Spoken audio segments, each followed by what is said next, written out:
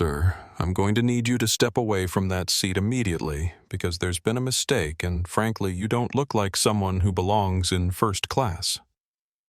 Those words, dripping with contempt and casual racism, would become the most expensive sentence ever spoken on a commercial aircraft. The woman who said them had no idea she was talking to the man who literally owned the engines keeping her plane in the sky. She had no idea that her next 10 minutes of behavior would bankrupt an entire airline, send executives to prison, and rewrite the rules of aviation forever.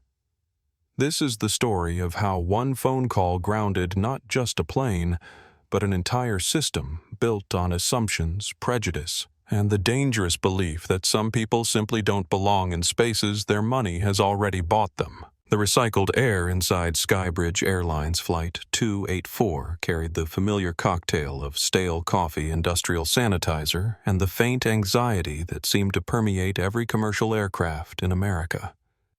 Darius Washington adjusted his wire-rimmed glasses and settled into seat 1B, his long frame finally relaxing after what had been the most grueling week of his professional career. At 38, Darius had the kind of quiet confidence that came from surviving rooms where he was often the only person who looked like him, where his credentials were questioned before his competence was ever tested, where he'd learned to speak softly and carry the biggest legal stick in the building. His tailored navy suit fit perfectly across his broad shoulders, the fabric expensive enough to signal success, but understated enough to avoid drawing unwanted attention. The merger negotiations in Miami had been brutal. 3 pharmaceutical companies dancing around each other like prize fighters, each looking for the perfect opening to strike. As Chief Legal Counsel for Aero Capital Holdings, Darius had spent the last 6 days navigating international finance regulations, aviation law, and the delicate politics of billion-dollar aircraft leasing deals. His briefcase, Italian leather worn smooth from years of transatlantic flights, contained contracts that would reshape the commercial aviation landscape. All he wanted now was 6 hours of uninterrupted sleep, a decent glass of scotch, and to wake up at Heathrow refreshed enough to tackle the London meetings that would finalize the largest aircraft purchase in his company's history. He pulled out his noise-canceling headphones, the same brand favored by pilots who needed to think clearly above the clouds, and began scrolling through his phone to confirm the pickup details with his driver. The first-class cabin around him was settling into its familiar rhythm of muted conversations and the soft rustle of newspapers. In seat 1, a Harold Pemberton, a silver-haired investment banker, was already deep into his second scotch, despite the early afternoon departure time. Behind them, Dr. Sarah Kim was reviewing medical journals, her pediatrician's mind always working, always learning. The cabin felt like what it was supposed to be, a space of quiet productivity and mutual respect. That illusion was about to be shattered by the woman walking down the aisle with the purposeful stride of someone who believed authority was something you took rather than earned. Beverly Martinez had been a purser for Skybridge Airlines for 16 years, and in her mind those years had taught her how to read passengers, how to spot the ones who didn't belong, who had somehow gotten upgraded through computer glitches or acts of charity that undermined the natural order of things. She was 47 years old, her blonde hair sprayed into a helmet of immobility that could survive Category 5 turbulence, and she wore her authority like armor. As she conducted her pre-flight scan of the first-class cabin, her eyes lingered on seat 1B. Something about the passenger there didn't fit her mental template of who belonged in the premium cabin on the Miami to London route, which was usually populated by tech executives in expensive hoodies or old money in cashmere sweaters. This man was different. Too young, too something. The kind of passenger who made her reach for her tablet to double-check the manifest. Beverly had developed what she called her professional intuition over the years, an ability to spot irregularities before they became problems. In her experience, passengers who looked like they might have gotten upgrades they didn't earn were often the source of the most complaints, the most trouble, the most disruption to the smooth operation of her cabin. She prided herself on maintaining standards, on ensuring that the premium experience remained premium for the passengers who truly deserved it. What Beverly didn't know, what she couldn't have known as she approached Seat 1B with her tablet in hand and suspicion in her eyes, was that she was about to make the kind of mistake that would be studied in business schools for decades to come. She was about to assume that a man's race was more important than his bank account, more relevant than his credentials, more telling than the first-class ticket he had purchased with his own money. She was about to learn that some passengers, when pushed too far, don't just complain to customer service. Some passengers own the engines. "Excuse me, sir." Beverly's voice cut through the cabin's quiet hum like a blade through silk, sharp enough to turn heads in the nearby rows. She stood beside Seat 1B with her tablet clutched against her chest like a shield, her smile as artificial as the vanilla scent pumped through the cabin's air system. Darius looked up from his phone where he had been finalizing the details for tomorrow's board presentation. The interruption felt jarring after the peaceful few minutes he'd managed to carve out, but he maintained the calm expression that had served him well in countless corporate negotiations. "Yes, I'm going to need to see your boarding pass again, please." It wasn't a request, despite the polite phrasing. Beverly's tone carried the weight of 16 years of airline authority, the assumption that passengers would comply simply because she had asked. Behind her, the boarding process continued, but a growing number of passengers were beginning to notice the interaction. Darius felt the familiar tightness in his chest, the same sensation he'd experienced countless times before in boardrooms, restaurants, and hotel lobbies where his presence was questioned before his credentials were even considered. He recognized the pattern, the suspicious scan, the manufactured authority, the assumption that he was somehow in the wrong place at the wrong time. "I've already shown it twice," he said evenly, his deep baritone carrying no hint of the irritation building beneath the surface. "Once at the gate, once when I boarded. But certainly." He unlocked his phone and pulled up the QR code for his boarding pass, holding it out for her inspection. Beverly didn't scan the code. Instead, she leaned in closer, squinting at the screen as if examining a potentially counterfeit document. Her perfume was overwhelming in the small space, a cloying floral scent that seemed to intensify with her growing suspicion. "Seat 1B," she read aloud, her voice carrying just enough to reach the passengers in the first 3 rows. "Are you absolutely certain this is correct? Because our system sometimes has glitches, especially with last-minute upgrades." The phrase hung in the air like smoke, heavy with implication. Darius understood exactly what she was suggesting, that he belonged in economy, that his presence in first class was some kind of error that needed correcting, that passengers who looked like him didn't typically purchase premium seats with their own money. "I bought the ticket myself," Darius replied, his patience beginning to show hairline cracks. "Full fare purchased 3 weeks ago. There's no glitch, no upgrade, no mistake. Is there something specific you need to verify?" Beverly straightened up her authority mask, slipping slightly to reveal the bias burning beneath. "Well, it's just that Seat 1B is usually reserved for our global elite members, our most frequent travelers, and we have a completely full flight today. I need to make absolutely certain this seat hasn't been double booked, especially since we have Mr. Pemberton here who's been flying with us for over 20 years. In Seat 1. A Harold Pemberton looked up from his scotch with the lazy interest of someone accustomed to being referenced as the standard by which others were measured. He was the kind of passenger Beverly understood white wealthy with the casual entitlement that came from generations of unquestioned access to premium spaces. "The seat isn't double booked," Darius said, his voice hardening by degrees. "I can show you my confirmation email, my credit card statement, my Aero Capital corporate account if necessary. I've been flying this route monthly for 5 years. I know exactly where I belong." The mention of Aero Capital should have stopped the conversation immediately. Any airline employee with basic industry knowledge would recognize the name of one of the world's largest aircraft leasing companies. but Beverly was too focused on her assumptions to process what she'd just heard. "Sir, I appreciate your frustration, but I'm going to have to ask you to step out of the seat so we can verify your credentials at the podium," she announced, her voice rising enough to ensure the entire first-class cabin could hear. "You're blocking the boarding process, and if there is an issue with your ticket, it's better to resolve it now than to create a larger disruption later." Dr. Sarah Kim, in seat 2.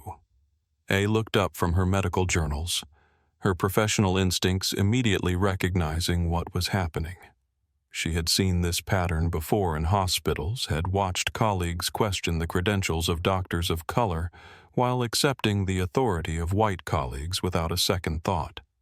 She quietly reached for her phone. "I'm not blocking anything," Darius replied, his composure holding despite the growing attention from surrounding passengers. "I'm sitting in my assigned seat with a valid ticket. I'm not getting up because you think there might be a problem that doesn't exist." Beverly's manufactured professionalism finally cracked completely. "Sir, if you do not comply with crew instructions immediately, that constitutes a federal offense. I am asking you nicely one final time, get up from that seat so we can sort this out properly. There are regulations, there are procedures, and there are standards that must be maintained." The word standards landed with particular venom, and everyone in the cabin understood exactly what kind of standards Beverly was talking about.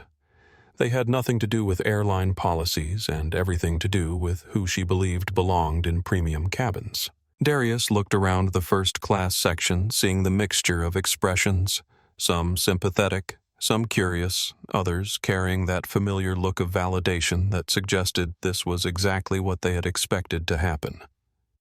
He thought about his options. He could escalate the situation, now could demand to speak to the captain, could invoke his position with Aero Capital. Or he could take the strategic approach, the one that would give him more ammunition later. He stood up slowly, his full height impressive, even in the low-ceilinged aircraft cabin. "Fine," he said quietly, his voice carrying a dangerous calm. "Let's go verify everything.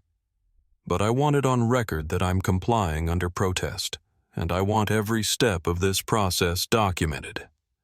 As he gathered his briefcase and moved toward the aisle, Darius caught Dr. Kim's eye. She gave him the slightest nod, her phone already recording. He understood this wouldn't just be his word against Beverly's. There would be evidence. The walk toward the jet bridge felt endless, every eye in first class following his progress. Beverly followed close behind, her authority restored, now that she had successfully removed what she saw as a disruption to her carefully maintained order. She had no idea that she was leading one of the most powerful men in commercial aviation off an airplane. No idea that her next 10 minutes would become a masterclass in how bias could destroy not just individuals, but entire corporations. The jet bridge felt like a tunnel of judgment as Darius walked ahead of Beverly, his Italian leather shoes clicking against the metal flooring with the measured pace of a man who had learned to control his reactions even when every instinct screamed for him to fight back. Behind him, Beverly's heels created a staccato rhythm of self-satisfaction, the sound of someone who believed she had successfully protected her domain from an interloper. The humid Miami air hit them as they stepped off the climate-controlled aircraft, the late afternoon heat creating an immediate contrast that seemed to underscore the surreal nature of what was happening. Gary Chen. The gate agent looked up from his terminal with the weary expression of someone who had seen too many boarding disputes and just wanted to get through his shift without incident.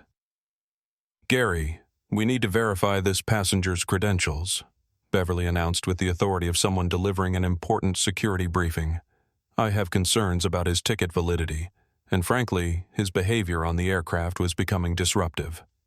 Several passengers expressed discomfort with his aggressive responses to routine verification procedures. Darius stared at her in disbelief. The lie was so casual, so effortless, that it revealed something profound about how Beverly navigated the world. Truth was whatever served her purposes in any given moment, and challenging her authority was automatically transformed into aggression, regardless of how calm or reasonable that challenge might have been. "I spoke fewer than 20 words to you," Darius said, his voice deadly quiet. "Every one of them polite. Every response directly answering your questions. I didn't raise my voice, didn't use profanity, didn't make any threatening gestures. What exactly constitutes aggression in your definition?" Gary looked between them, his discomfort obvious as he typed rapidly on his terminal. The passenger manifest clearly showed Darius Washington full fare first-class ticket paid in cash 3 weeks prior. No flags or issues in the system. Everything about the ticket was legitimate. But he had learned in his 5 years with Skybridge that challenging Beverly Martinez was a career-limiting move. Ms. Martinez," Gary said carefully, his voice betraying his reluctance to get involved. "The system shows Mr. Washington with a completely valid ticket. Full fare seat, 1B, no upgrades or modifications. Everything appears to be in order." Beverly's face flushed red, but her conviction didn't waver. "Look at him, Gary," she said, lowering her voice to what she imagined was a confidential whisper, but was actually loud enough for Darius to hear every word. "Does he look like someone who just spent $15,000 on a one-way first-class ticket to London? The system makes mistakes, we both know that. Mr. Pemberton is a diamond-level member who's been flying with us for decades. He deserves that seat more than someone who probably got it through some diversity program or computer glitch." The words hung in the air like toxic fumes, revealing the depth of Beverly's assumptions about who belonged in premium spaces and why. Gary's face went pale as he realized that Beverly had just voiced explicit racial bias in front of the very passenger she was discriminating against, creating the kind of liability nightmare that airline lawyers spent sleepless nights trying to prevent. Darius reached slowly into his jacket pocket, the movement deliberate and visible to avoid any misinterpretation. "I'm going to make a phone call," he announced calmly. "Unless that's also against federal regulations. You can't make calls on the jet bridge if it interferes with boarding operations." Beverly snapped her authority mask, sliding back into place, despite Gary's obvious distress. She had committed to this course of action and seemed determined to see it through regardless of how badly it was going. "I'm not interfering with anything," Darius replied, holding up his phone so both Beverly and Gary could see it clearly. "I'm solving your problem. You're concerned about my credentials, about whether I belong in that seat. One call will clarify everything, and then we can all move forward." Beverly turned to Gary with the confidence of someone who had played this game many times before, and always won. "Gary, I'm not comfortable allowing him back on the aircraft. I've been doing this job for 16 years, and I know when a passenger represents a security risk. Captain Torres won't want to fly with someone who's been combative and disruptive during the boarding process." Gary looked at the completely valid ticket on his screen, then at Darius, who was standing calmly with his phone in his hand, showing no signs of the aggression or disruption Beverly was describing. Every instinct told him this was wrong. But Beverly was a senior purser with connections throughout the airline hierarchy, while he was a gate agent who could be replaced tomorrow if he made the wrong enemy. Sir Gary said, his voice heavy with reluctance and guilt. "If the senior crew member isn't comfortable with your presence on the aircraft, I don't have the authority to override that decision. We can rebook you on the 9 p.m. flight. Economy is available, and I can make sure you get priority boarding." The offer was insulting on multiple levels. Not only was Darius being denied his purchased seat, but he was being offered a downgrade to economy as compensation for the discrimination he had just experienced. It was the kind of tone-deaf response that revealed how little the airline understood about the situation they had just created. "You're removing me from the flight," Darius said, his statement carrying the weight of someone documenting facts for future legal proceedings. Despite having a valid first-class ticket, despite not violating any federal regulations, despite not being disruptive or aggressive in any way, you're removing me because your purser is uncomfortable with my presence. Beverly lifted her chin with defiance. "It's a safety issue," she declared. "Pilot discretion. If the crew doesn't feel safe, the passenger doesn't fly. That's airline policy, and it's non-negotiable." Darius nodded slowly, processing not just her words, but the casual way she wielded policies like weapons, the comfort she felt in transforming her bias into official airline procedure. He understood now that this wasn't just about one bigoted employee. It was about an entire structure that protected and enabled that bias that allowed people like Beverly to weaponize authority against passengers who didn't fit their narrow vision of who belonged in premium cabins. "Okay," he said simply, his calm acceptance seeming to surprise both Beverly and Gary. "I want it on the record that I'm being denied boarding, despite having a valid first-class ticket solely based on crew discomfort that has no basis in my actual behavior or any legitimate safety concern." "Record whatever you want," Beverly scoffed, already turning back toward the aircraft entrance. "Mr. Pemberton is waiting, and we have a schedule to maintain. Your bag will be offloaded within the next 10 minutes. As she disappeared back into the jet bridge, Gary avoided Darius's eyes, his guilt obvious but his position too precarious for him to take any meaningful stand. "I'm sorry," he mumbled. "I'm just doing my job." Darius walked slowly back into the terminal, finding a quiet corner near the massive windows where he could see the nose of the Boeing 777 that should have taken him to London. Flight 284 sat on the tarmac like a sleeping giant, its engine's quiet ground crew moving around it with the efficient choreography of pre-flight preparation. He pulled out his phone and dialed a number that bypassed every customer service queue, every corporate hierarchy, every standard complaint procedure. He dialed the direct line to the one person in the world who could turn Beverly Martinez's moment of bias into the most expensive mistake in aviation history. The phone rang twice before a crisp British accent answered. "Helena Cross." Helena, Darius said, watching the ground crew toss his Louis Vuitton luggage onto a cart like a sack of potatoes. "We have a situation with tail number November 72, 7 Romeo currently parked at gate 42 at Miami International. That's one of our birds, and I need you to ground it immediately." The silence on the other end of the line lasted exactly 3 seconds, but Helena Cross's mind processed information at the speed of fiber optic cables. As CEO of Aero Capital Holdings, she hadn't built the world's second-largest aircraft leasing empire by being slow to recognize crisis opportunity or the dangerous intersection of both.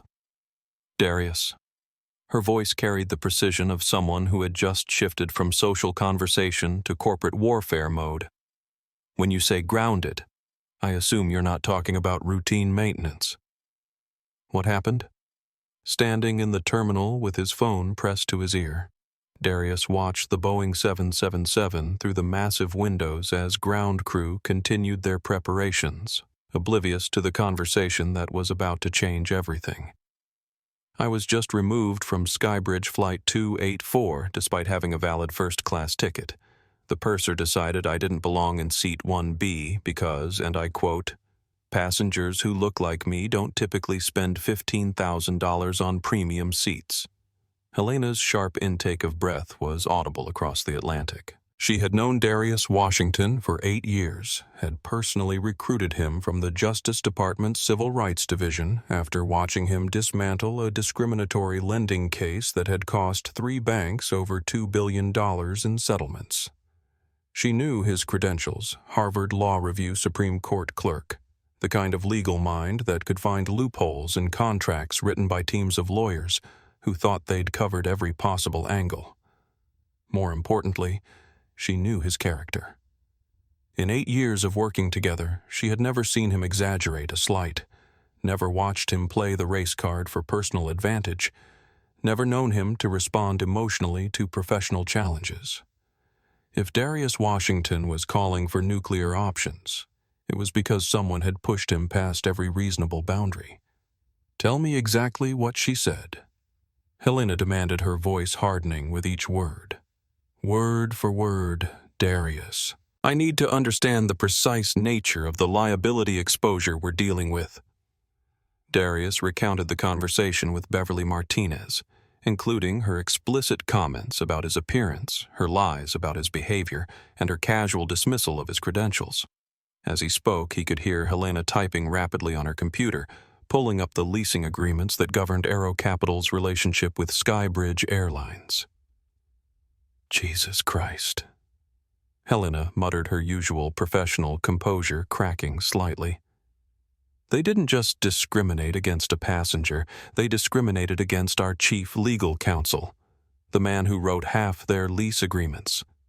This isn't just stupidity, Darius. This is corporate suicide. Aero Capital Holdings owned or financed 63% of the commercial aircraft flying in North American airspace. Their lease agreements weren't just contracts. They were the financial foundation that kept airlines airborne. Helena had built the company by understanding that aircraft were assets, but more importantly, they were leverage. Airlines could survive bad publicity, stock drops, even federal fines. They couldn't survive without planes. "What are you thinking?" Darius asked, though he already knew. He had written Clause 23B himself during the renegotiation of Skybridge's lease terms 2 years earlier. It was the kind of legal landmine that looked innocuous to executives focused on quarterly earnings, but could detonate with catastrophic force if triggered. Operational negligence. Helena said, her voice taking on the cold precision of someone about to deploy weapons-grade capitalism. Clause 23B clearly states that any behavior by airline personnel that creates significant liability exposure constitutes a breach of the operational standards provision. Discrimination based on race, gender, or religion automatically triggers the immediate asset recall clause. She paused, and Darius could practically hear her calculating the financial implications. "Darius, that plane has 4 Rolls-Royce Trent engines worth approximately $40 million each. Skybridge doesn't own them. They lease them from us under separate agreements with 90-day cancellation clauses. If I determine that their crew training standards represent a material risk to our asset value, I can recall those engines immediately." "A plane can't fly without engines." Darius observed his calm tone, masking the satisfaction building in his chest. 8 years of writing bulletproof contracts was about to pay dividends he had never imagined needing to collect. No, Helena agreed, it absolutely cannot. And more importantly, once those engines are recalled for operational negligence, every other aircraft in their fleet becomes subject to immediate audit. We currently have lease agreements covering 47 Skybridge aircraft worth approximately $2.8 billion. If their training standards are so inadequate that crew members feel comfortable engaging in explicit racial discrimination, what else are they cutting corners on? Darius understood the full scope of what Helena was suggesting. This wouldn't just be about getting his seat back or filing a discrimination complaint. This would be about using the full weight of corporate leverage to send a message that some behaviors carried consequences that extended far beyond individual careers. "There are 300 passengers on that plane," Darius pointed out, though his tone suggested he was stating a fact rather than raising an objection. "There are 300 passengers sitting on our engines," Helena corrected. Engines that are currently being operated by an airline whose crew training standards apparently include teaching employees that racial profiling is an acceptable customer service practice. That's a liability risk we cannot and will not accept. She paused again, and when she spoke, her voice carried the weight of absolute authority. "Make the call, Darius. Tell Tower Control that Aero Capital Holdings is immediately revoking the operational certification for engines November 7-2. 7 Romeo. Effective immediately. Those engines are not authorized for use by Skybridge personnel." As Darius hung up the phone, he felt a complex mixture of emotions. There was satisfaction certainly in knowing that Beverly Martinez's moment of bias was about to cost her airline more than she could possibly imagine. But there was also a deeper sadness, the familiar weight of understanding that this level of response was necessary because more measured approaches had failed so consistently so completely that only financial devastation seemed to command respect. He watched the ground crew preparing the aircraft for departure, preparing to push back a plane that would never leave the ground. In 30 minutes, Beverly Martinez would discover that some passengers, when pushed too far, didn't just file complaints with customer service. Some passengers owned the engines that kept airlines in business. Captain Elena Torres was conducting her final pre-flight check when the radio crackled with the kind of urgent communication that instantly raised every pilot's stress level. After 18 years of flying commercial aircraft, she had developed an ability to distinguish between routine operational updates and the kind of emergency communications that meant her carefully planned flight was about to become something she'd never experienced before. Skybridge 284, this is Miami Tower. You are immediately ordered to shut down engines and return to gate. Do not repeat. Do not attempt departure. Elena exchanged glances with First Officer Michael Chang, both of them running through the mental checklist of what could possibly require such an urgent grounding. They hadn't received any mechanical alerts, weather looked clear for departure, and they were still 15 minutes from their scheduled pushback time. Miami Tower Skybridge 284. Can you clarify the nature of the emergency? We show all systems normal. Elena responded her training, keeping her voice calm despite the growing concern in her chest. Skybridge 284, this is not a mechanical emergency. You have received an immediate asset recall notification from Aero Capital Holdings regarding your engine lease agreements. Your Rolls-Royce engines are no longer authorized for operation by Skybridge personnel effective immediately. Elena stared at the radio in complete bewilderment. In 18 years of flying, she had never heard anything like what the tower controller had just told her. Asset recall, engine lease revocation. These were corporate concepts that existed in boardrooms and legal documents, not operational realities that grounded aircraft in real time. Tower. Can you repeat that? Did you say our engines have been... Recalled affirmative. Skybridge 284. Aero Capital Holdings has revoked your operational authorization for all 4 engines. You are ordered to shut down immediately and return to Gate 42 for further instructions. In the cabin behind her, Beverly Martinez was conducting her final safety check, completely unaware that the universe was about to deliver a lesson in consequences that she would remember for the rest of her life. Passengers were settling in for the transatlantic flight books and tablets emerging, blankets being adjusted, the familiar pre-departure ritual of finding comfort in a metal tube 38,000 feet above the ocean. Dr. Sarah Kim was still recording intermittently on her phone, documenting what she correctly suspected would become a significant story. Harold Pemberton was on his 3rd scotch, loudly complaining to anyone within earshot about airline schedules and the declining quality of first-class service. Neither of them understood that they were about to become witnesses to the most expensive moment of corporate karma in aviation history. Elena began the shutdown procedure with the methodical precision of someone trained to handle emergencies, even ones that made no logical sense. As the engines wound down from their pre-departure power setting, the subtle vibration that passengers had barely noticed disappeared, replaced by an eerie silence that began to penetrate the cabin's soundproofing. The first sign that something was wrong came when the jet bridge began extending back toward the aircraft. Passengers looked up from their reading material conversations, quieting as the realization spread that their flight to London was not proceeding according to schedule. Beverly appeared at the cockpit door, her authority mask showing the first hairline cracks of uncertainty. Captain, what's happening? We're supposed to be pushing back in 10 minutes. Why are the engines shut down? Elena turned in her seat, her professional composure intact, but her eyes carrying the bewilderment of someone trying to process information that seemed to come from an alternate reality. Beverly, I need you to prepare the cabin for an extended delay. We've been ordered back to the gate due to what Tower Control described as an engine lease revocation. engine lease. What Beverly's confusion was genuine.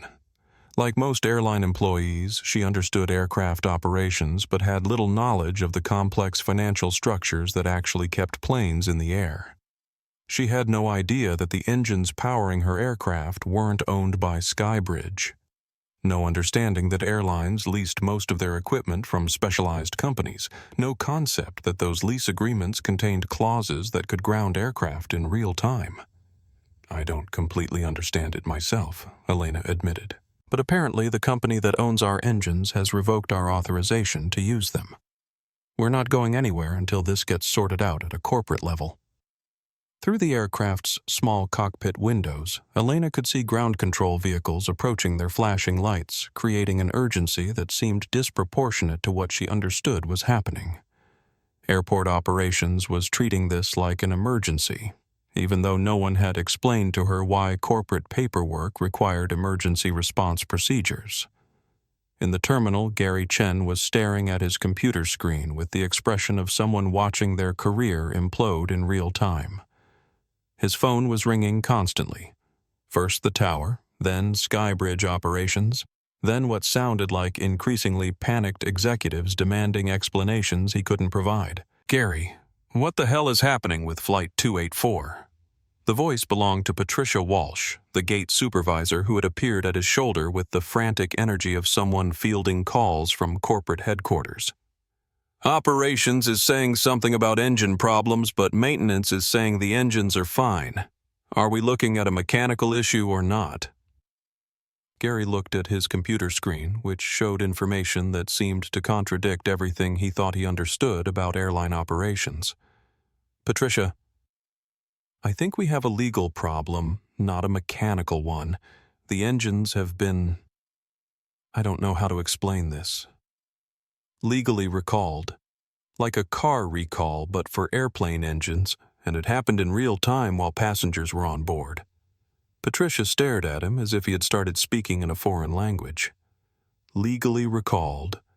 By whom? The FA. A doesn't work that way, Gary. You don't just ground a plane because of paperwork." "Not the FAA," Gary said, his voice carrying the hollow tone of someone whose world had just shifted on its axis. "Aero Capital Holdings. They apparently own the engines and they just took them back." Inside the aircraft, Dr. Kim was no longer recording intermittently. Her phone had been documenting everything for the past 20 minutes, and her medical background had given her an appreciation for precision that told her she was witnessing something historically significant. The timestamps on her video would later become crucial evidence in federal investigations. Beverly was moving through the cabin with increasingly forced cheerfulness, offering vague explanations about operational delays, while privately wondering how a routine discrimination incident had somehow escalated into a grounded aircraft. She had removed dozens of passengers over the years for various reasons, and none of them had ever resulted in anything more significant than a customer service complaint that was quickly buried by airline bureaucracy. What she didn't understand, what she couldn't have understood given her limited perspective on corporate power structures, was that she had just discriminated against someone whose signature appeared on the legal documents that governed the aircraft she was standing in. She had challenged the authority of a man whose company could ground her entire airline with a phone call. The aircraft's intercom crackled to life with Captain Torres's voice professionally calm, but carrying an undertone of barely controlled bewilderment. "Ladies and gentlemen, this is your captain. We're currently experiencing an operational delay that requires us to return to the gate for additional coordination with our corporate partners. We apologize for the inconvenience, and we'll have more information shortly." The announcement raised more questions than it answered, but passengers began the familiar routine of in-flight delays, checking phones, calling assistants, rearranging ground transportation. None of them realized they were sitting in an aircraft that had just become the center of a corporate war, that the operational delay was actually the opening salvo in a battle that would reshape their airline forever. Victoria Hayes was reviewing quarterly earnings projections in her corner office on the 40th floor of Skybridge's Atlanta headquarters when her assistant burst through the door with the kind of barely controlled panic that immediately signaled career-threatening crisis.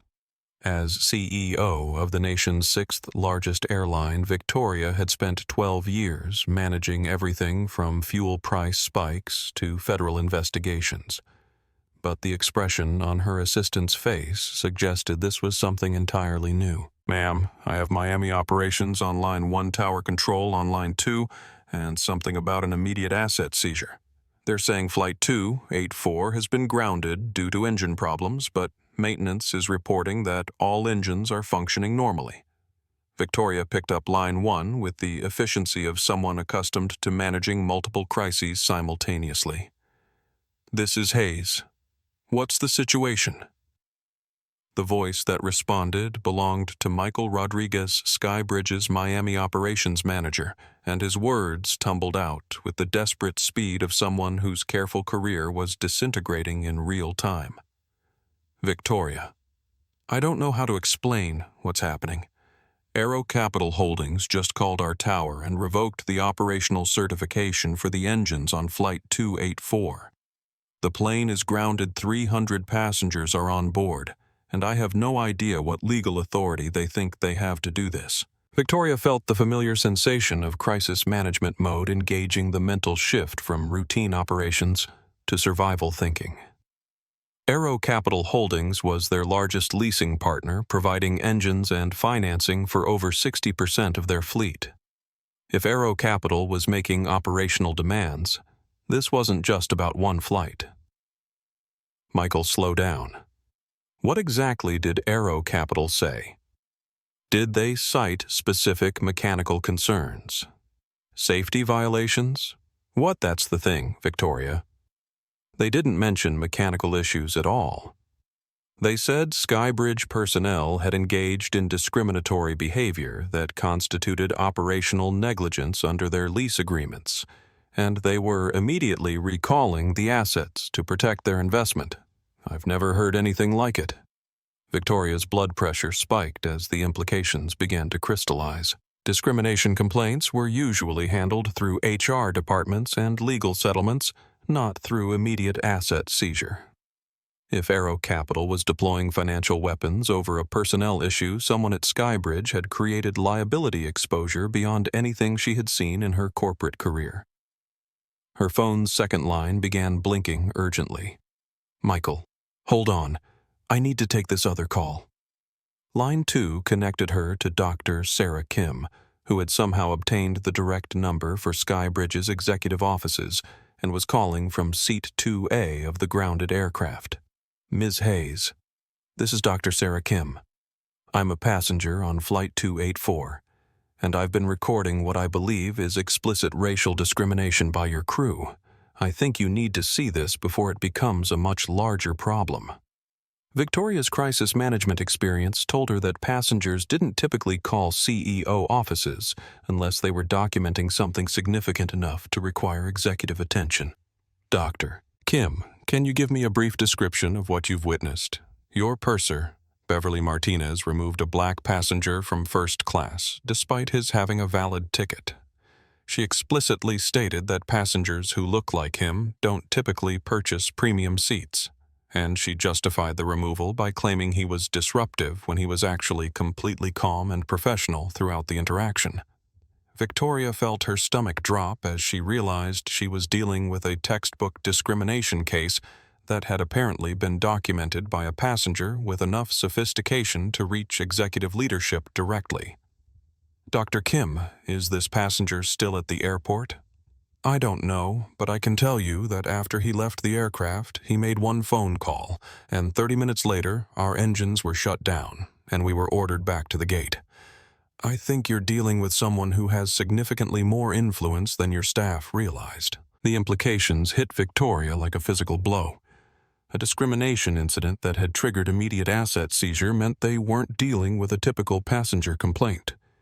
This was someone with direct connections to their leasing partners, someone whose single phone call could ground aircraft in real time.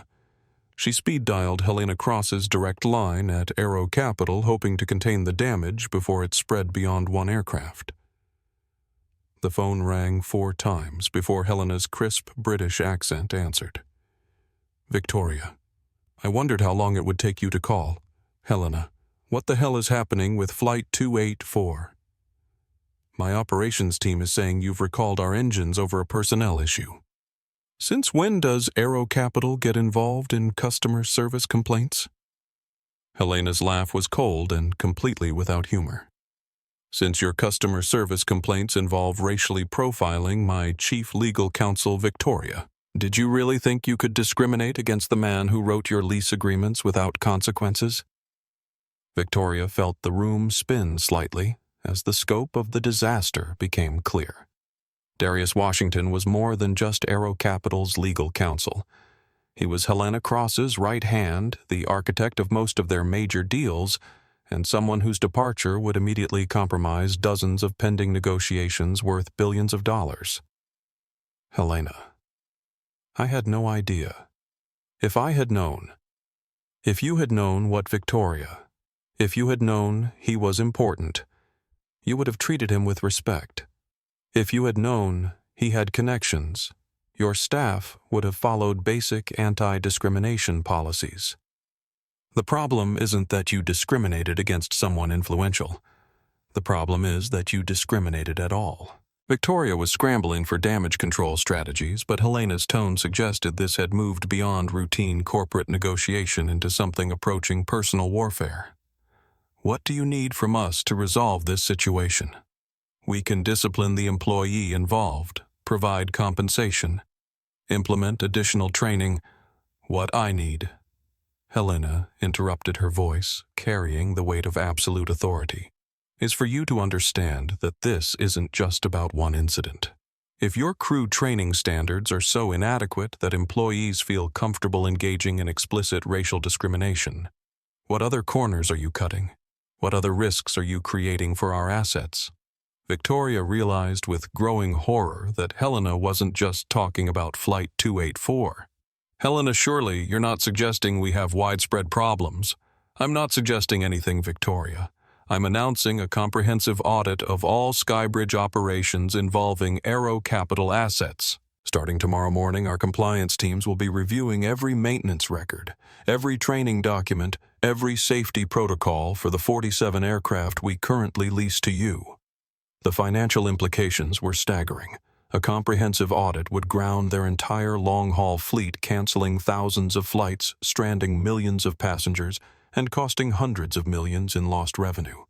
More importantly, it would trigger immediate scrutiny from federal regulators, competitors, and the financial markets. Helena, that will destroy us. You know that. Yes, Helena replied without hesitation. It very well might. But that's the cost of building a corporate culture that thinks discrimination is acceptable customer service practice. Your employee didn't just insult a passenger, Victoria. She attacked the foundation of trust that makes our business relationship possible. Victoria's phone beeped with an incoming call from her head of public relations. Through her office window, she could see news vans beginning to gather in the parking lot 40 floors below. Dr. Kim had apparently shared her video with more than just Skybridge executives. Helena, give me 24 hours to investigate this internally. Let me find out exactly what happened and present you with a comprehensive response plan.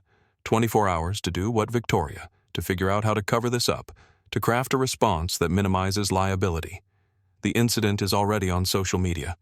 Dr. Kim's video has been viewed over 1 million times in the last 2 hours. Your stock price is down 18% since the market opened this morning. Victoria pulled up her company's stock ticker on her computer screen, watching the numbers drop in real time as news of the grounding spread through social media and financial news services. Skybridge shares were in free fall and trading volume was spiking as investors tried to understand why a discrimination complaint had triggered immediate asset seizure. What's it going to take to stop this? Victoria asked, her voice carrying the desperation of someone watching her career disintegrate in real time. Helena's silence stretched for nearly 30 seconds before she responded. Victoria, you're asking the wrong question. You're asking how to stop this when what you should be asking is how to survive it. Because this isn't stopping. This is just getting started. Helena Cross's crisis response team assembled in Aero Capital's London headquarters at 6 a.m. Greenwich Mean Time, which meant it was still midnight in Miami when they began coordinating what would become the most comprehensive corporate investigation in aviation history. The conference room's wall-mounted screens displayed real-time financial data, social media analytics, and live feeds from news stations that were beginning to pick up the story of Flight 284's dramatic grounding. Marcus Chen, Aero Capital's Director of Compliance Operations, had spent the last 4 hours assembling a team that looked more like a SWAT unit than a corporate audit department. These weren't accountants with calculators. They were former federal investigators, aviation safety experts, and forensic auditors who specialized in finding the kind of institutional rot that could bring down airlines. Ladies and gentlemen, Helena began her voice carrying the authority of someone who had built a multi-billion-dollar empire by understanding that corporate partnerships were built on trust and destroyed by negligence. We're not conducting a routine compliance review. We're conducting corporate surgery. Skybridge Airlines has demonstrated that their personnel training standards include racial discrimination as an acceptable customer service practice, and we need to determine what other operational shortcuts they've taken. The team's preliminary research had already uncovered disturbing patterns that suggested Beverly Martinez's behavior wasn't an isolated incident, but part of a broader cultural problem that had been ignored by Skybridge management for years. Marcus projected the first set of findings onto the conference room's main screen. We've identified 18 separate discrimination complaints filed against Skybridge personnel in the last 3 years. Marcus reported, his voice carrying the grim satisfaction of someone whose investigative instincts had been proven correct. The complaints follow a clear pattern: passengers of color being questioned about ticket validity, being asked to prove they belong in premium cabins, and being removed from aircraft for behavior that would be considered normal if exhibited by white passengers. Helena studied the data with the focused intensity of someone who understood that each complaint represented not just individual bias, but corporate liability that could reach into the hundreds of millions of dollars. Marcus, what did Skybridge's responses to these complaints look like? How were they handled internally? That's where it gets interesting, Marcus replied, highlighting specific documents on his screen. In 17 of the 18 cases, the complaints were resolved through what Skybridge calls customer service recovery. Translation: they offered travel vouchers, frequent flyer miles, and written apologies in exchange for passengers agreeing not to pursue legal action. Dr. Jennifer Walsh, Aero Capital's former federal investigator, leaned forward in her chair with the expression of someone who had just recognized a familiar criminal pattern. Helena, that's not customer service recovery. That's systematic liability management. They're essentially paying hush money to prevent discrimination cases from reaching courts or federal agencies. The implications were staggering. If Skybridge had been deliberately covering up discrimination complaints rather than addressing the underlying training and cultural issues they had created, exactly the kind of regulatory exposure that could trigger federal investigations, criminal charges, and the kind of civil penalties that could bankrupt airlines. Jennifer, I want you to focus specifically on Beverly Martinez, Helena directed. If she felt comfortable engaging in explicit racial discrimination in front of a cabin full of witnesses, this wasn't her first time. I want to know how many complaints have been filed against her personally, how Skybridge responded, and who in management knew about her pattern of behavior. Within 6 hours, Jennifer had constructed a timeline that read like a case study in corporate negligence. Beverly Martinez had been the subject of 14 separate discrimination complaints over her 16-year career, and Skybridge's responses had followed an identical pattern: internal counseling sessions that were never documented, sensitivity training that was never completed, and travel vouchers that bought the silence of passengers who might otherwise have filed federal complaints. Helena, this is criminal. Jennifer announced, her voice carrying the outrage of someone who had spent her career prosecuting corporate executives for exactly this kind of behavior. Beverly Martinez should have been terminated years ago, but instead, Skybridge protected her because her brother-in-law sits on the airline's board of directors. They prioritized family connections over passenger safety and federal compliance. The nepotism angle added another layer of liability that transformed the situation from operational negligence into potential criminal conspiracy. When corporate executives used family relationships to protect employees who were violating federal civil rights laws, they moved beyond civil liability into the realm of criminal prosecution. Marcus had been simultaneously investigating the broader corporate culture that had enabled Beverly's behavior, and his findings painted a picture of an airline that had systematically prioritized profit margins over passenger treatment. Helena: I've been reviewing Skybridge's crew training materials, and they're essentially teaching discriminatory profiling as a customer service technique. He projected internal training documents onto the screen that showed explicit instructions for crew members to identify passengers who might have received upgrades through error, with specific guidance about questioning passengers whose appearance didn't match their perception of premium cabin demographics. Listen to this. Marcus continued reading directly from Skybridge's internal crew manual. First-class cabin management requires maintaining service standards appropriate to our most valued customers. Crew members should verify the credentials of passengers whose presence in premium cabins seems inconsistent with typical demographic patterns, ensuring that system errors or fraudulent upgrades don't compromise the exclusive atmosphere our premium customers expect. Helena stared at the screen with the expression of someone watching a corporation commit suicide in writing. They're literally training their employees to racially profile passengers. This isn't individual bias. This is institutional discrimination codified in corporate policy. Dr. Walsh was already calculating the legal implications. Helena, this document alone makes Skybridge liable for every discrimination incident involving their personnel for the last 5 years. They can't claim individual employee misconduct when they're actively training that misconduct as company policy. The audit team spent the next 12 hours methodically dismantling Skybridge's claims of operational competence, uncovering layer after layer of institutional negligence that extended far beyond customer service into areas that directly threatened passenger safety. What they found would not only justify the grounding of Flight 284, but would ultimately ground the entire Skybridge operation. While Marcus Chen's team was exposing Skybridge's discrimination training protocols, Jennifer Walsh had begun investigating the maintenance and safety records that would determine whether Aero Capital's aircraft were being operated according to the technical standards required by federal law. What she discovered in the depths of Skybridge's maintenance databases would transform a discrimination case into a criminal investigation that would involve federal prosecutors and aviation safety officials. Jennifer's background as a federal aviation investigator had taught her to recognize the subtle patterns that indicated when airlines were cutting corners on safety maintenance to reduce operational costs. She understood that airlines faced constant pressure to minimize aircraft downtime, and that pressure sometimes led to creative interpretations of maintenance requirements that put passengers at risk.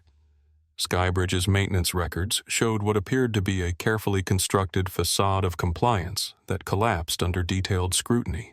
Aircraft inspection cycles had been manipulated to defer expensive maintenance, engine overhaul requirements had been extended beyond federal limits, and safety equipment testing had been falsified to avoid the costs of replacing components that had exceeded their operational lifespans. Helena: "We have a massive safety fraud situation," Jennifer announced during the team's second day of investigation. Her voice carried the grim satisfaction of someone whose suspicions had been confirmed in the worst possible way. Skybridge has been systematically falsifying maintenance records to avoid compliance costs, and they've been doing it for at least 3 years. The evidence Jennifer had uncovered painted a picture of an airline that had decided federal safety regulations were suggestions rather than requirements. Aircraft landing gear had been certified as airworthy despite exceeding maximum cycle counts by substantial margins. Engine inspection intervals had been extended through creative paperwork that claimed training flights as non-revenue operations, thereby excluding them from mandatory maintenance calculations. "How bad is it?" Helena asked, though her tone suggested she already suspected the answer would be catastrophic. 14 aircraft in their current fleet are flying with landing gear that should have been replaced 6 months ago, Jennifer replied, projecting maintenance records onto the conference room's screen. The Boeing 737 MAX aircraft they lease from us have been operating with engine modifications that were never approved by federal regulators, and their pilot training records show that mandatory safety updates haven't been completed for over 40% of their flight crews. Helena understood immediately that this level of safety negligence created liability exposure that extended far beyond Aero Capital's lease agreements into criminal territory that could result in prison sentences for airline executives.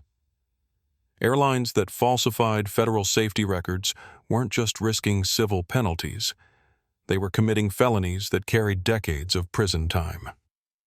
"Jennifer, I need you to contact Agent Rebecca Martinez at the FBI's White Collar Crime Division. Tell her we have evidence of systematic federal aviation safety fraud that requires immediate criminal investigation. And I need you to coordinate with the FAA's Enforcement Division to initiate emergency airworthiness reviews for every aircraft in Skybridge's fleet." The decision to involve federal law enforcement marked a critical escalation that would transform the discrimination incident into a comprehensive criminal investigation encompassing fraud, conspiracy, and endangerment charges that could destroy Skybridge as a corporate entity. Marcus Chen had been investigating the financial structures that had enabled Skybridge's safety shortcuts, and his findings revealed a corporate culture that prioritized stock performance over passenger safety with breathtaking cynicism. "Helena, I've been reviewing their internal financial communications, and senior management was explicitly aware of the safety violations. They decided the cost of compliance was too high relative to the probability of regulatory discovery." He projected internal emails onto the screen that showed Skybridge executives calculating the financial costs of proper maintenance against the estimated costs of potential accident settlements, concluding that deliberate non-compliance was more profitable than following federal safety requirements. "This email is from Victoria Hayes to their head of maintenance." Marcus continued reading from the screen. "Federal inspection requirements are destroying our quarterly margins. Find creative ways to extend operational cycles without triggering automatic safety reviews. Our shareholders expect better performance than our competitors, and excessive compliance costs make that impossible." The email was essentially a written instruction to violate federal safety laws, creating the kind of evidence that federal prosecutors used to send corporate executives to prison for decades. Helena realized that Skybridge's discrimination against Darius Washington had accidentally exposed a criminal enterprise that had been operating under the cover of routine airline operations. Dr. Walsh had been coordinating with federal agencies throughout the investigation, and the response from aviation safety officials had been immediate and comprehensive. "Helena, the FAA is issuing emergency grounding orders for the entire Skybridge fleet pending comprehensive airworthiness reviews. They're treating this as a potential public safety emergency, which means Skybridge will be effectively out of business until they can prove their aircraft are safe to operate.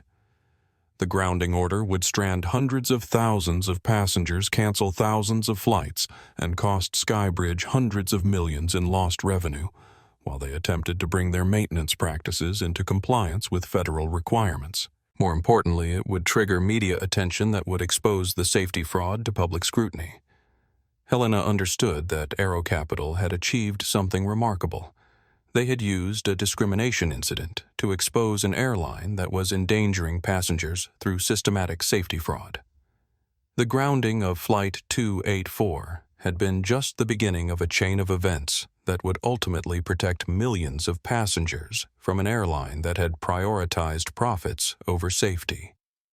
"Ladies and gentlemen," Helena announced to her team, "we've just uncovered one of the largest aviation safety frauds in American history." Beverly Martinez's moment of bias has accidentally exposed a criminal enterprise that could have resulted in aircraft disasters. We're not just protecting our assets anymore. We're protecting public safety. Dr. Sarah Kim's video from Flight 284 had started as documentation of discrimination, but within 48 hours, it had evolved into something approaching a cultural phenomenon that was reshaping public understanding of how bias operated in commercial aviation. The footage she had captured showed not just Beverly Martinez's explicit discrimination, but the entire sequence of events that had led from one racist comment to the grounding of a major aircraft. The video had achieved viral status through a combination of factors that social media analysts would later study as a masterclass in organic content distribution, clear documentation of injustice, immediate consequences that satisfied viewers' desire for accountability, and broader implications that resonated with anyone who had ever felt discriminated against while traveling. Maria Santos was watching Dr. Kim's video for the 5th time when she realized she was looking at her own story. 3 years earlier, she had been removed from a Skybridge flight from Los Angeles to Miami after Beverly Martinez had questioned whether her first-class ticket was legitimate, suggesting that passengers with Spanish surnames typically flew economy, and that system errors sometimes resulted in unauthorized upgrades. Maria had accepted Skybridge's offer of travel vouchers and a written apology rather than pursuing legal action, partly because she couldn't afford extended litigation against a major corporation, and partly because she had been led to believe that her experience was an isolated incident. Dr. Kim's video showed her that Beverly Martinez had been engaging in the same discriminatory behavior for years with complete impunity. I was her victim too. Maria posted in response to the viral video, including photos of her original boarding pass and the travel vouchers Skybridge had offered as compensation. Same flight attendant, same lies about system errors, same humiliation, but I didn't have the resources to fight back. This needs to stop. Within hours, Maria's response had received over 1 million likes and had been shared by thousands of users who added their own stories of discrimination by Skybridge personnel. The hashtag #SkybridgeShame began trending as passengers shared experiences of being questioned about ticket validity, being asked to prove they belonged in premium cabins, and being treated as potential security risks based solely on their race or ethnicity. Abdul Rahman posted security camera footage from Chicago O'Hare, showing Beverly Martinez escorting him off a flight to London after questioning whether his first-class ticket was purchased with legitimate funds. Kenya Jackson shared audio recordings of crew members discussing her suspicious presence in business class during a flight to Paris. Each new account added weight to the growing realization that Skybridge's discrimination wasn't isolated incidents but a pattern of institutional bias. The media response escalated rapidly from social media curiosity to front-page news coverage as major outlets recognized they were documenting what appeared to be the largest discrimination scandal in aviation history.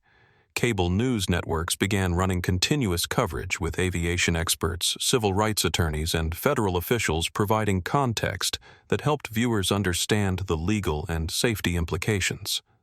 What we're seeing is unprecedented, explained former FAA Administrator Robert Chen during a CNN interview.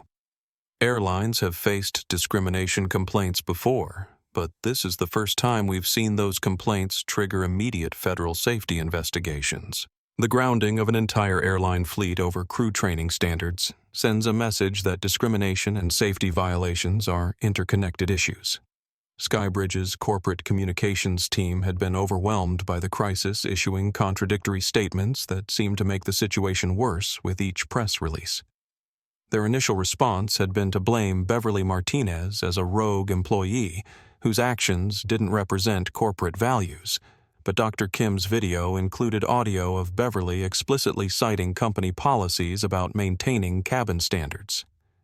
Victoria Hayes's attempted damage control interview with Bloomberg News became its own viral moment when she suggested that passenger complaints about discrimination were often based on misunderstandings rather than actual bias. Our crew members are trained to verify passenger credentials when irregularities are detected, she said, apparently unaware that she was essentially confirming that Skybridge taught employees to profile passengers based on race.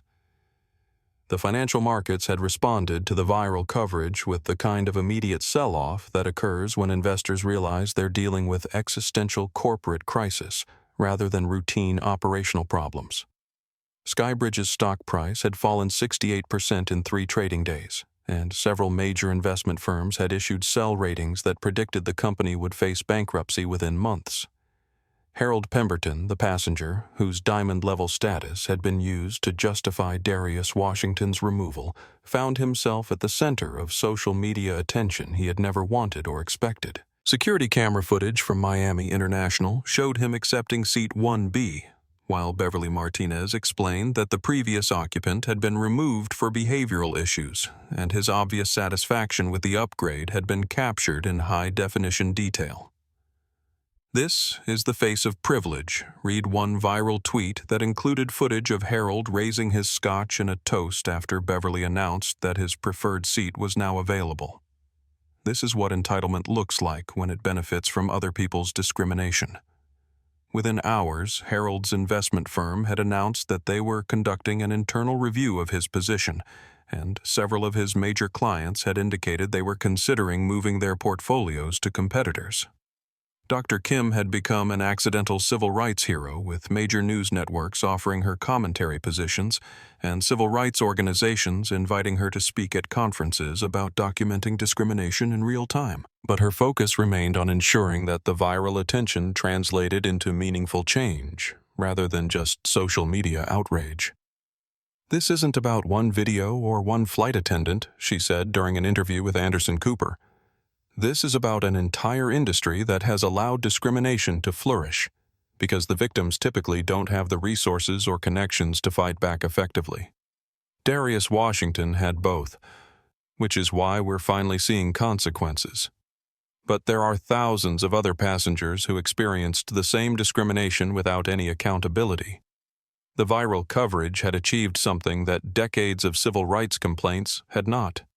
It had made discrimination in aviation a national conversation that extended beyond the victims to include federal regulators, industry executives, and millions of passengers who were beginning to understand how bias shaped their travel experiences in ways they had never previously recognized. The FBI's white-collar crime division had been investigating corporate aviation fraud for over 2 decades, but the speed and scope of evidence provided by Aero Capital's audit team created a prosecution timeline that was unprecedented in federal law enforcement. Agent Rebecca Martinez had spent her career building cases against corporate executives who believed their positions protected them from criminal accountability. But the Skybridge investigation provided evidence that was so comprehensive, so well documented, that it eliminated the typical challenges of proving intent and conspiracy. The federal courthouse in Atlanta had been the scene of many high-profile corporate prosecutions, but the perp walk of Victoria Hayes created media attention that reflected the public's hunger for accountability in corporate discrimination cases. As Skybridge's CEO was led away in handcuffs, her designer suit and professional confidence replaced by the orange jumpsuit and plastic restraints of federal custody, the images captured a moment of justice that resonated with millions of passengers who had experienced discrimination without ever seeing consequences. Victoria Hayes is charged with conspiracy to violate federal civil rights laws, systematic fraud in safety reporting, and criminal conspiracy to endanger passenger safety, announced U.S. Attorney James Patterson during the press conference following her arrest. The evidence shows that Ms. Hayes personally authorized training protocols that encouraged racial profiling while simultaneously directing maintenance staff to falsify federal safety records to reduce operational costs. The criminal charges were based on internal documents that Aero Capital's investigation had provided to federal prosecutors, including emails where Victoria Hayes explicitly instructed employees to find creative ways to avoid compliance costs, even if those methods violated federal regulations. Her communications with the head of maintenance included specific directions to extend aircraft operational cycles beyond federal limits, while her messages to training departments encouraged crew members to identify passengers who seemed inconsistent with premium cabin demographics. Tom Martinez Beverly's brother-in-law and Skybridge's VP of Operations faced separate charges for using his corporate position to protect family members who were violating federal civil rights laws. The nepotism investigation had revealed that Tom had personally intervened in multiple discrimination complaints against Beverly, ensuring that she received minimal discipline despite creating massive liability exposure for the airline. Tom Martinez abused his corporate authority to protect an employee whose discriminatory behavior was creating federal civil rights violations, Agent Martinez explained to reporters. When corporate executives use their positions to shield family members from accountability for criminal behavior, they become co-conspirators in that criminal behavior. Beverly Martinez herself faced the most serious charges, including multiple counts of federal civil rights violations, filing false police reports, and conspiracy to defraud passengers through discriminatory service practices. Her pattern of behavior had been so well documented through passenger complaints and internal communications that federal prosecutors had been able to construct a timeline showing deliberate repeated violations of federal law spanning over 5 years. The charges against Beverly were particularly significant because they established precedent for treating airline discrimination as federal criminal behavior rather than civil liability. Previous cases had typically resulted in settlements and policy changes, but Beverly's explicit pattern of behavior and her airline's protection of that behavior had created evidence of criminal conspiracy that prosecutors could pursue with felony charges. Captain Elena Torres, who had been flying for Skybridge during the Flight 284 incident, had cooperated fully with federal investigators and received immunity in exchange for her testimony about corporate pressure to ignore safety protocols. Her cooperation had provided prosecutors with detailed evidence about how airline executives created environments where both discrimination and safety violations were treated as acceptable business practices.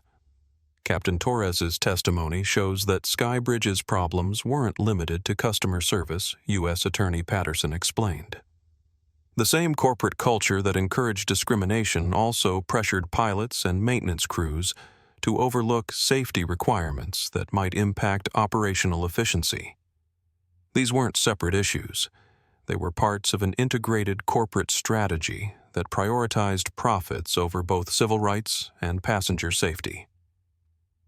Gary Chen, the gate agent who had processed Darius Washington's removal from Flight 284, had also received immunity in exchange for testimony about the corporate training that encouraged employees to comply with discriminatory requests from senior crew members. His cooperation had provided prosecutors with evidence that Skybridge's discrimination wasn't the result of individual bias but was taught as corporate policy through official training programs. The federal investigation had expanded beyond Skybridge to include industry-wide reviews of how airlines handled discrimination complaints and whether other carriers were using similar corporate strategies to avoid accountability. The Department of Transportation announced comprehensive reviews of airline training protocols, while the Department of Justice began investigating whether other airlines had been systematically covering up civil rights violations through settlement agreements that prevented federal oversight.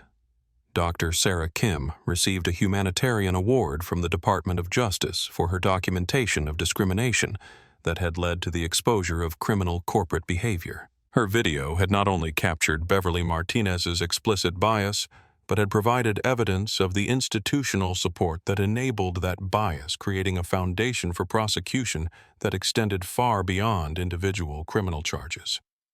Dr. Kim's courage in documenting and reporting discrimination saved lives, Agent Martinez said during the award ceremony.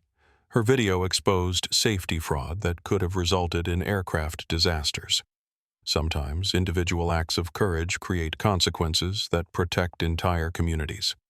The criminal prosecutions sent a message throughout the aviation industry that discrimination and safety violations would be treated as serious crimes rather than minor operational issues, establishing precedents that would reshape how airlines trained employees and handled passenger complaints for decades to come. The bankruptcy court in Delaware had overseen the dissolution of major corporations before, but the speed with which Skybridge Airlines collapsed from a billion-dollar entity to worthless assets created a case study that business schools would analyze for decades.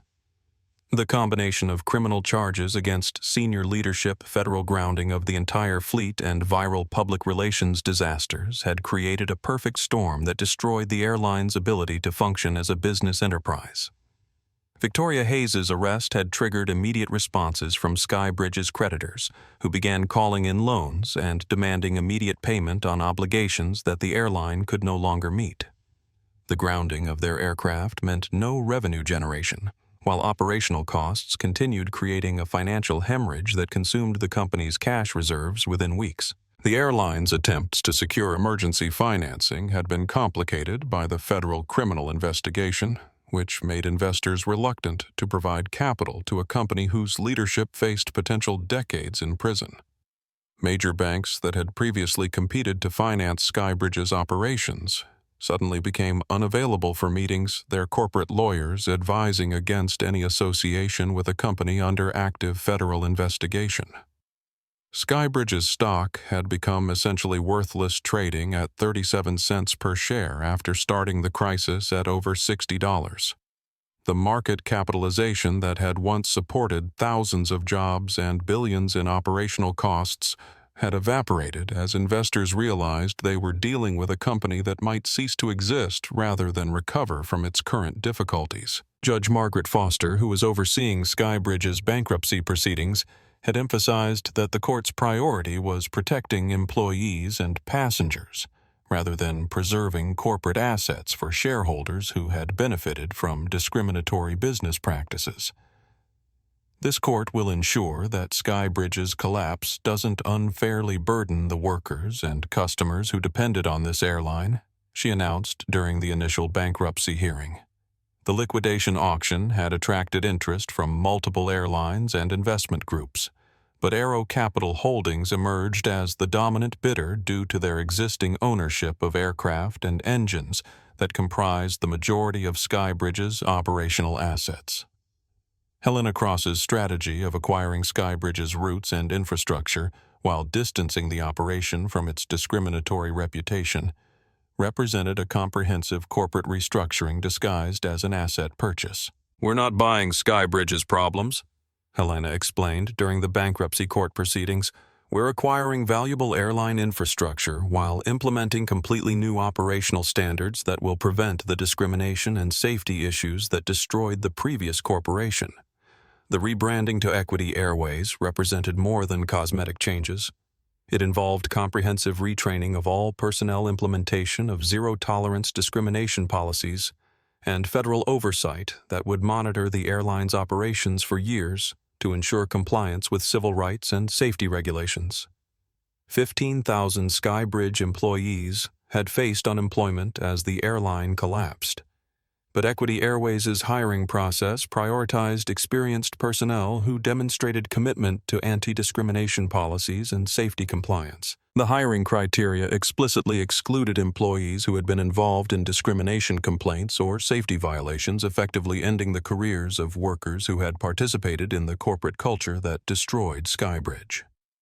Beverly Martinez had been unable to find employment anywhere in the aviation industry after her federal conviction, with airline HR departments treating her name as automatically disqualifying for any customer-facing position.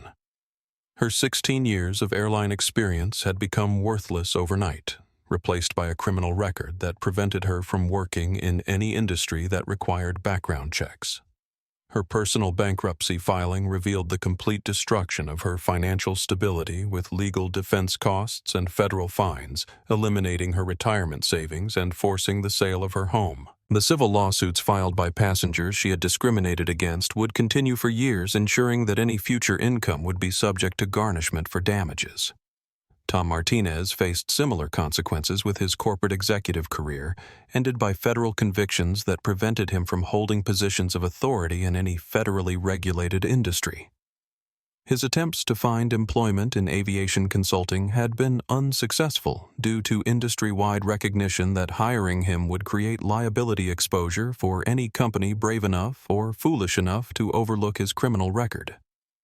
Harold Pemberton had lost his position at the investment firm after clients began withdrawing portfolios worth hundreds of millions of dollars, citing concerns about being associated with someone who had benefited from and celebrated racial discrimination. His reputation in financial circles had been permanently damaged by viral footage showing his satisfaction at receiving a seat that had been obtained through discriminatory removal of another passenger. The federal oversight of Equity Airways included appointment of Darius Washington as president of operations, a position that gave him direct authority over customer service protocols, crew training standards, and the implementation of anti-discrimination policies that would serve as models for industry-wide reforms. Darius's first priority had been establishing passenger advocacy positions at every Equity Airways hub, ensuring that discrimination complaints would be immediately investigated by personnel with direct authority to provide remedies and implement policy changes. The advocacy program included financial compensation for confirmed discrimination incidents and public reporting of all complaints to maintain transparency and accountability. The transformation from Skybridge to Equity Airways represented the most comprehensive corporate rehabilitation in aviation history, demonstrating that discriminatory business practices could be replaced with profitable operations that respected passenger dignity while maintaining operational efficiency and safety standards. 6 months after Beverly Martinez had told him he didn't belong in Seat 1B, Darius Washington was walking through Miami International Airport toward the same gate where his journey from victim to corporate president had begun.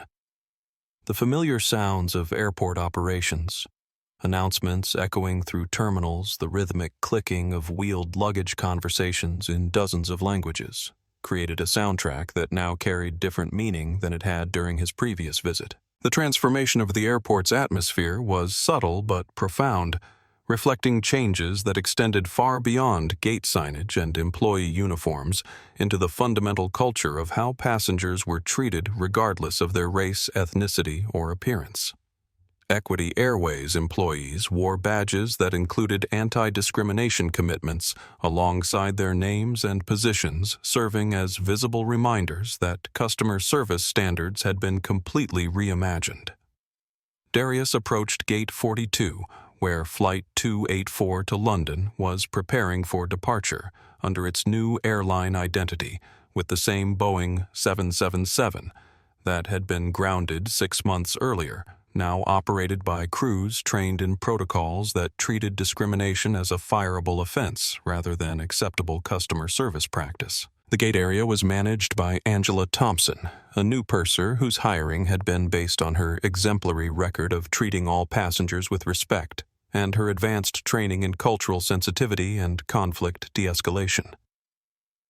When she saw Darius approaching her, recognition was immediate, and her greeting was professionally warm without being obsequious or performative. Mr. Washington, welcome back to Equity Airways.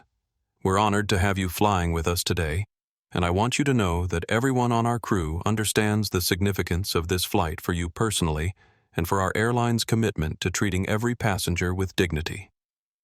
Darius appreciated the directness of her acknowledgement without excessive attention or theatrical gestures that might have made other passengers uncomfortable. The boarding process proceeded efficiently, with crew members checking tickets and directing passengers to their seats based on standard protocols rather than assumptions about who belonged in premium cabins.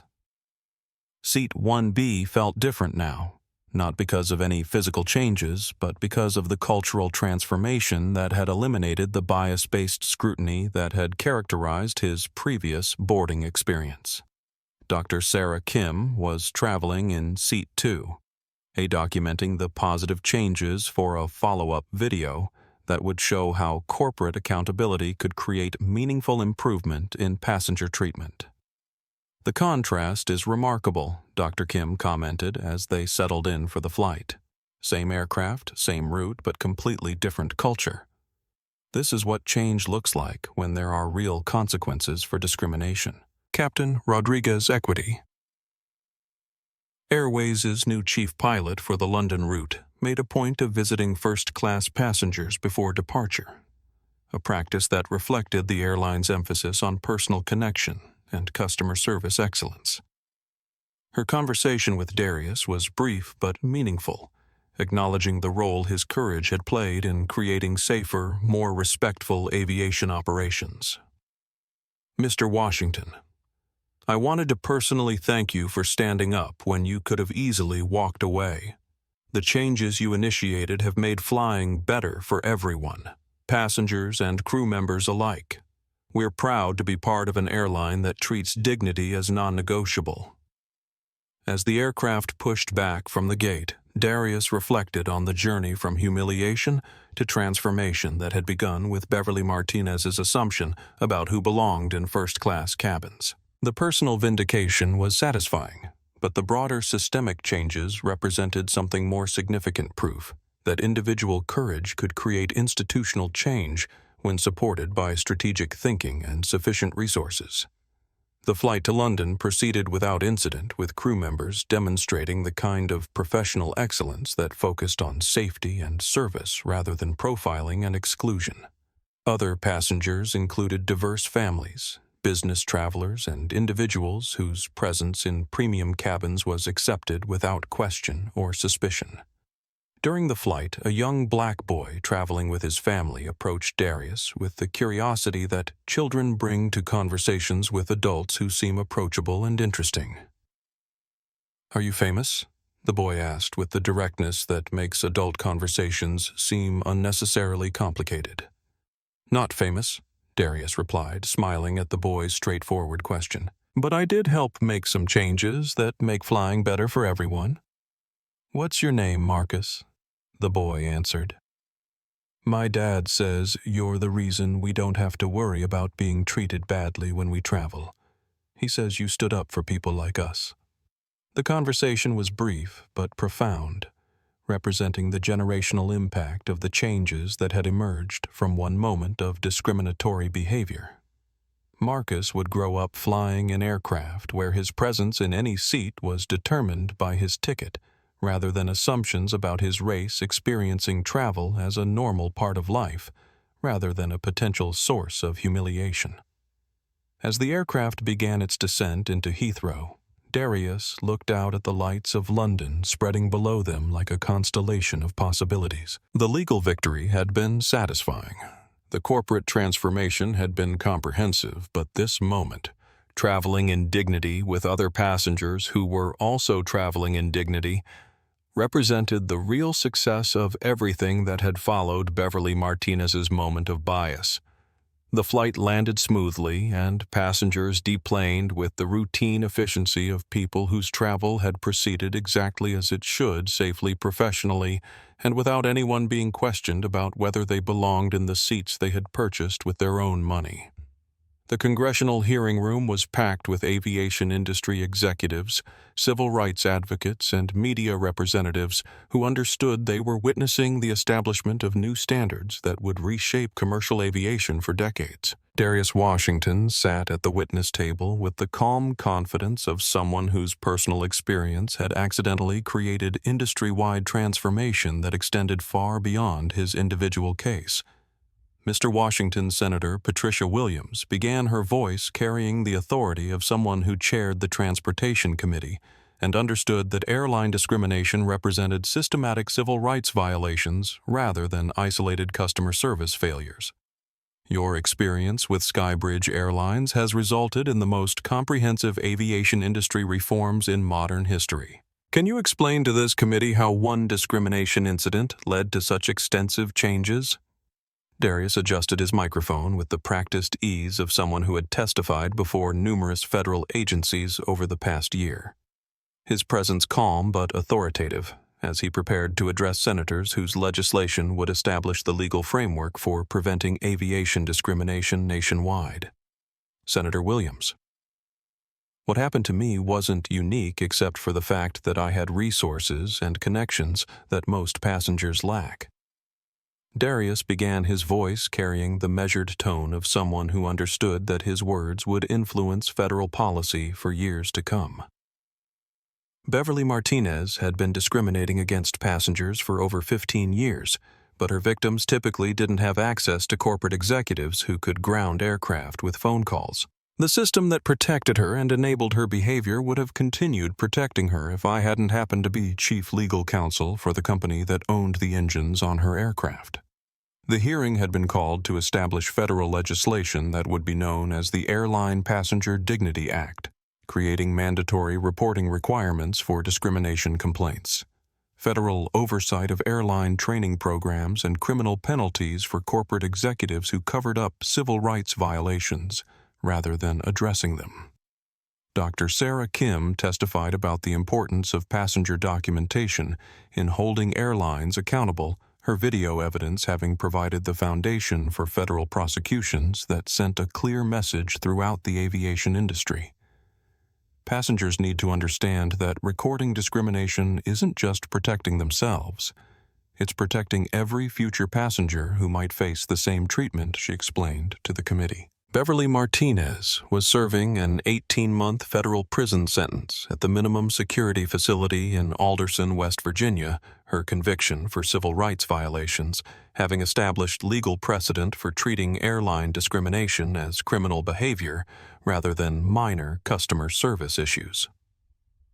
Her attempts to appeal the conviction had been unsuccessful, with federal appeals courts ruling that her pattern of discriminatory behavior constituted systematic violation of passengers' civil rights. Victoria Hayes faced a much longer prison sentence, with federal prosecutors having convinced a jury that her corporate leadership had created an environment where discrimination and safety violations were encouraged as cost-saving measures. Her 15-year sentence reflected the seriousness with which federal courts now treated corporate executives who prioritized profits over civil rights and passenger safety. The financial settlements with Skybridge's discrimination victims had exceeded $200 million, with individual passengers receiving compensation that ranged from $50,000 to over $1 million, depending on the severity and documentation of their treatment. Maria Santos had used her settlement to establish a nonprofit organization that provided legal representation for passengers facing airline discrimination. Equity Airways had become the industry standard for anti-discrimination policies and passenger treatment with federal regulators, using their protocols as models for regulations that would be mandatory throughout the aviation industry. Darius's position as president of operations had allowed him to implement changes that transformed every aspect of passenger interaction, from ticket verification to crew training to complaint resolution. The Darius Protocol had been adopted by airlines throughout North America and Europe, establishing immediate response procedures for discrimination complaints that included passenger advocacy, independent investigation, and financial compensation for confirmed incidents. The protocol's emphasis on real-time accountability had virtually eliminated the kind of institutional cover-ups that had protected employees like Beverly Martinez for decades. Harold Pemberton had never recovered from the viral footage showing his satisfaction at benefiting from racial discrimination, his investment career permanently damaged by client concerns about being associated with someone who celebrated other people's humiliation. His attempts to rehabilitate his reputation through charitable contributions to civil rights organizations had been unsuccessful, with advocacy groups declining donations they viewed as attempts to purchase redemption rather than expressions of genuine understanding. The industry-wide changes had created opportunities for advancement among aviation employees who demonstrated commitment to anti-discrimination principles, with several former Skybridge personnel finding senior positions at carriers that valued inclusive customer service practices.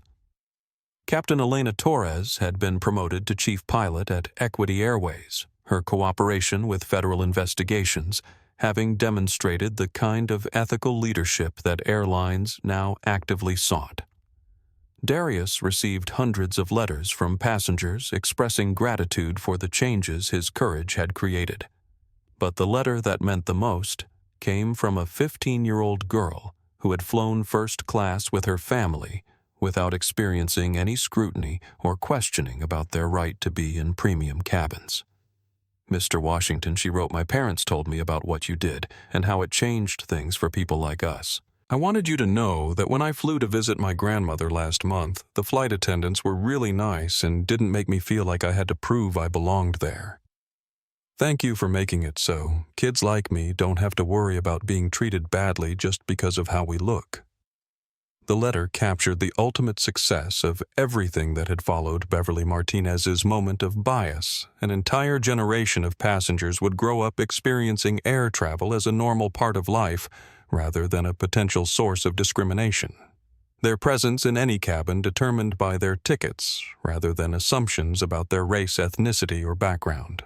As Darius read the letter in his office overlooking the bustling operations of Equity Airways, he understood that individual acts of courage, when supported by sufficient resources and strategic thinking, could create changes that extended far beyond personal vindication into generational transformation that protected millions of people who would never know the specific details of how those protections came to exist.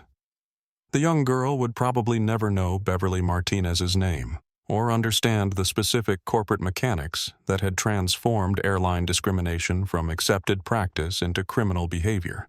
But she would benefit every time she traveled from the accountability that one phone call had created throughout an entire industry.